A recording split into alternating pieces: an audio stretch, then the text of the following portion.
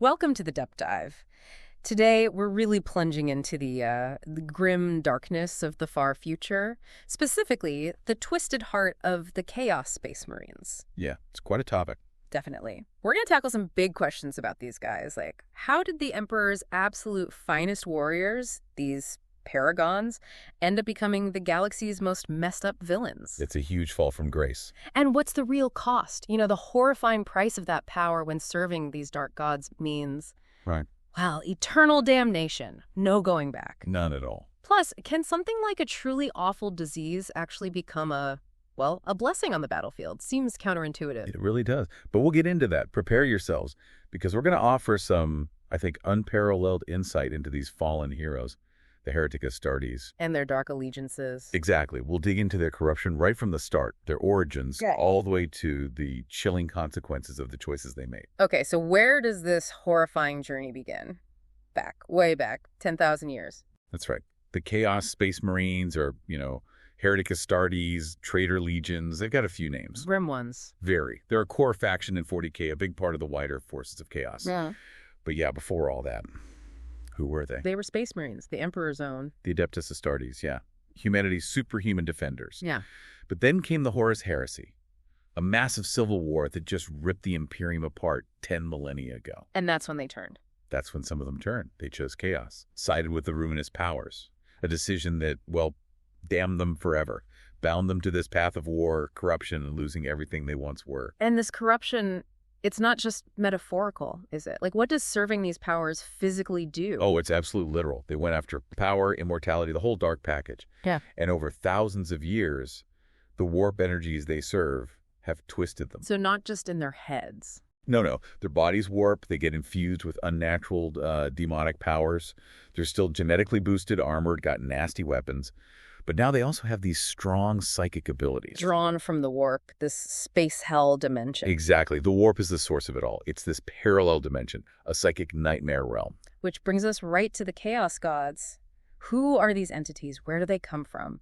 Because the warp sounds fundamentally terrifying. It is. And what's really fascinating, or maybe horrifying, is that these gods aren't just some external evil. They're beings of pure negative emotion. Born from the thoughts, the feelings, the collective consciousness of all sentient life.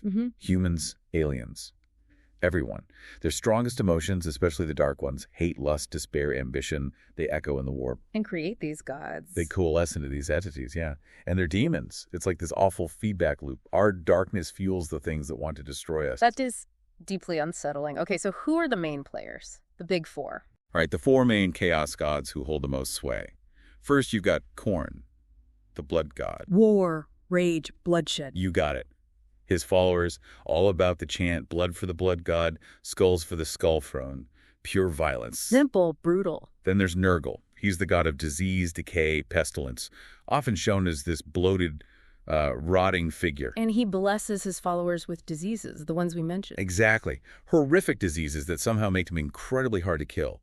Immune to pain, fear.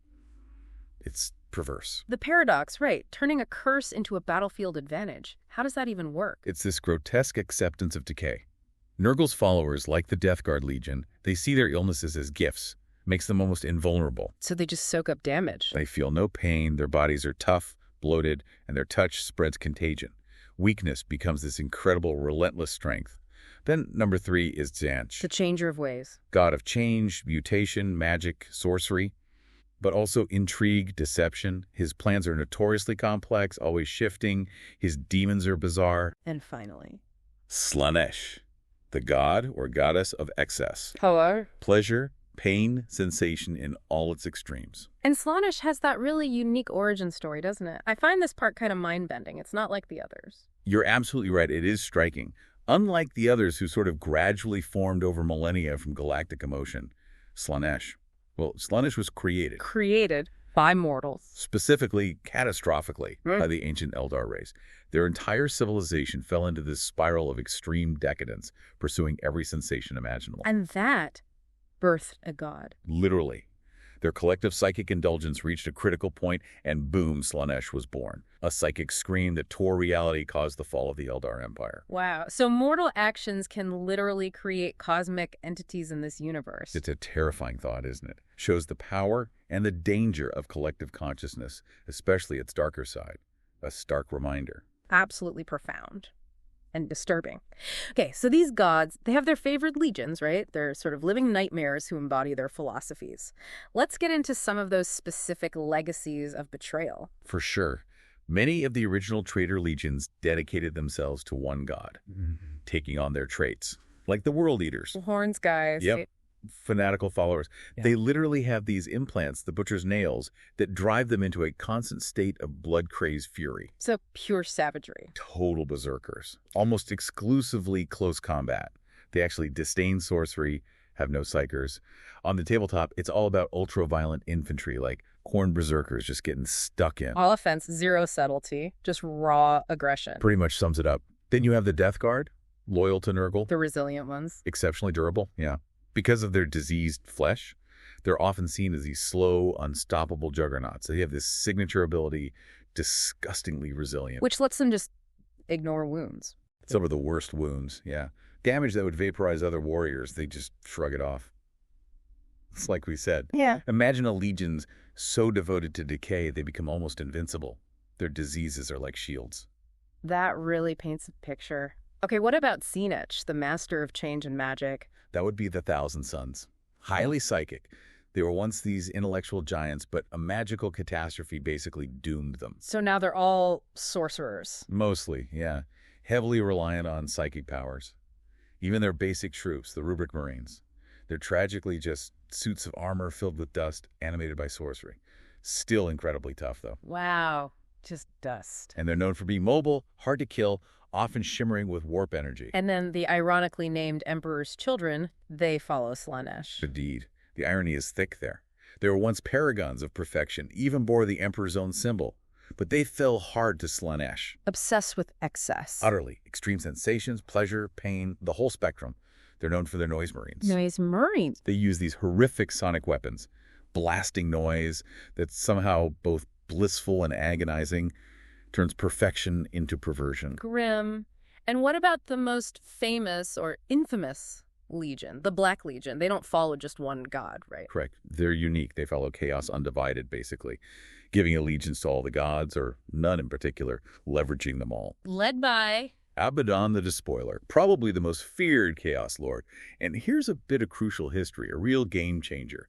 Abaddon's biggest success was destroying Cadia. during his 13th Black Crusade. Exactly. Cadia was the key Imperial fortress world holding back the Eye of Terror, the main Chaos Rift.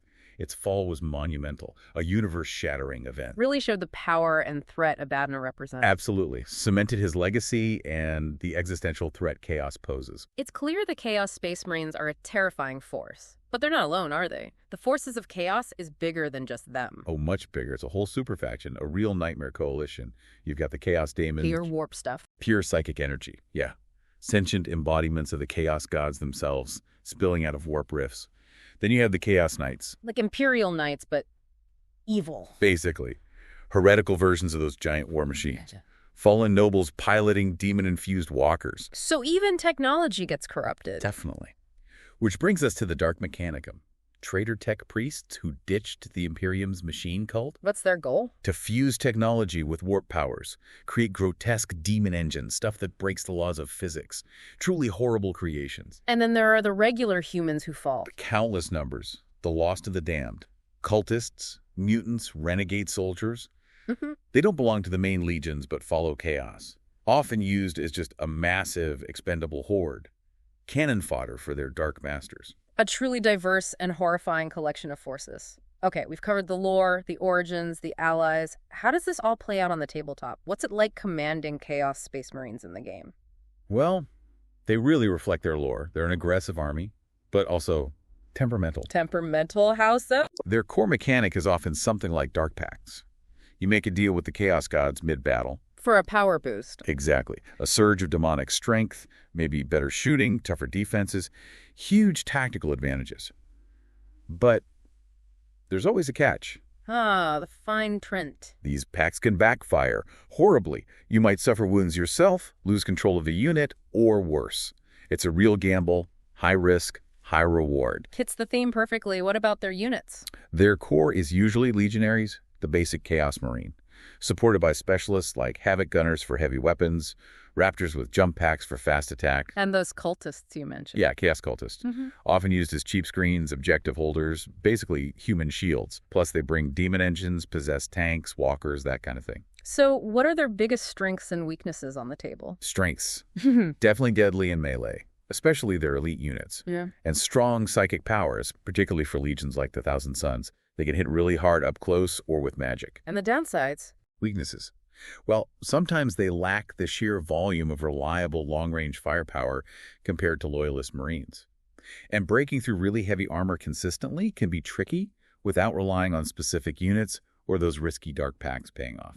So thinking about that constant gamble, the dark packs, rolling the dice with their souls for power, what does it really tell you? About ambition? I mean, in a universe as grimdark as 40K, is any power worth that ultimate price? I mean, that's the core question, isn't it? It's the central chilling theme of chaos.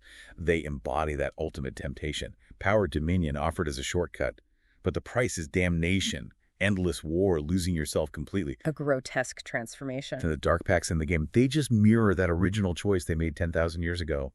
Grasping for an edge, knowing it could destroy them, but doing it anyway. It's tragic, really, a cycle of desperate choices. So wrapping this up, the Chaos Space Marines are this faction defined by betrayal, endless war against the Imperium they built, and this deep, disturbing tie to the darkest parts of the galaxy. But here's the thing.